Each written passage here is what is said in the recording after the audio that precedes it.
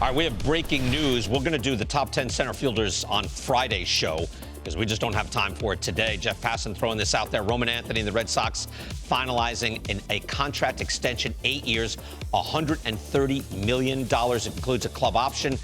Anthony under team control for 2034. I believe, again, 8 for 130. Anthony right now a 400 on base. He's slugging .428, age 21 season, off to a very nice start.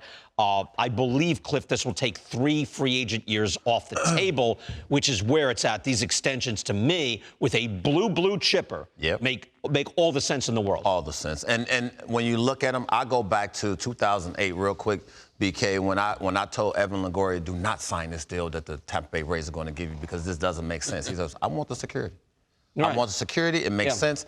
And now when you move forward to what these guys are doing, it's making even more sense to me. So I was wrong back then. I think the teams are getting smarter. Right. You know what it is? And plus, also, they're in a different ballpark now. Back in the day, I think McCutchen and Goldschmidt, not all that long ago, they were signing extensions for $50 million. Yeah. So the Ronald Acuna Jr. deal, the Braves can't, that was the time when all clubs were like, you can't keep your guys. He's a Boris guy. You can't keep him. You can't. It's like, oh, yeah? Put $100 million in front of him and let's see how he feels. And now it's a whole new ballgame because you are right. Could a guy have done better, like McCutchen and Goldschmidt? Could they have done better? Yes. Later, they could have done better. Were they rich, though, either way, compared to the American standard of living? Yes, they were. Yeah, I mean, it's a hard deal to turn down, $130 million.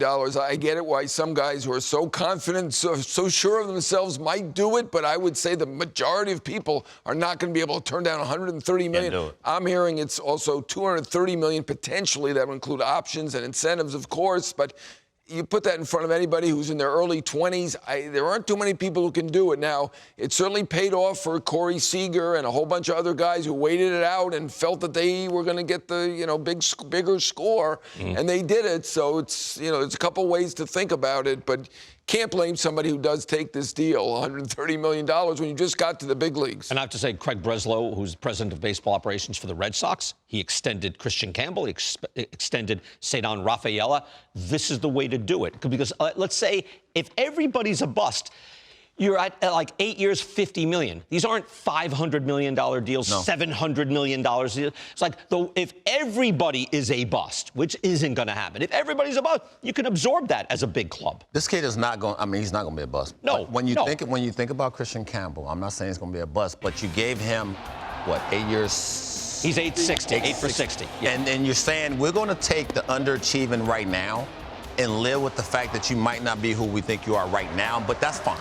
Because at some point, we believe you're going to be this, and we're going to pay you now and let you, and we'll reap the benefit. Everybody's going to reap the benefits at the end of the day. Yeah. That's how you got to look at it to get these guys to sign these deals. My philosophy has always been, if you think a guy is going to start for you, I'm not saying be a superstar like they expect, and I think, Anthony, they're expecting a superstar here. 100%. However, if the guy is just going to start for you, say Wilyer Abreu starting, maybe an all-star here and there, it still makes sense to extend that guy. Yeah, I mean, I was just watching Central, and Cliff predicted he'd be an MVP, Anthony, in the next 5 years. So I think we're all in agreement that he's going to be a star. But you're right, if he's a starting player, this is not unreasonable, but I do think they expect more from him and will get more from him. He was the number 1 prospect in baseball. It doesn't always work out. Chourio looked like a big deal at the time. I know he's not having quite the same year that maybe people expected, but that's still a good deal for the team, even though it was a lot more than anybody else had gotten who had never played in the major leagues. Right. That was 8 for 82. That Corbin Carroll had like another $100 million deal. These are good deals deal. they're good. It's a good idea for the team to do this. If you have a player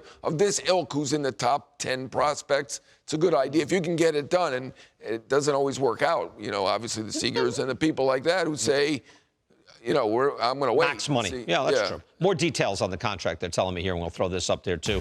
Again, from Jeff Passan, start in 2026. That's next year. Escalators take the debt value of the deal. That's what you're hearing, John? Up to $230 million. Yes. So, you can, put in incentives, bonus.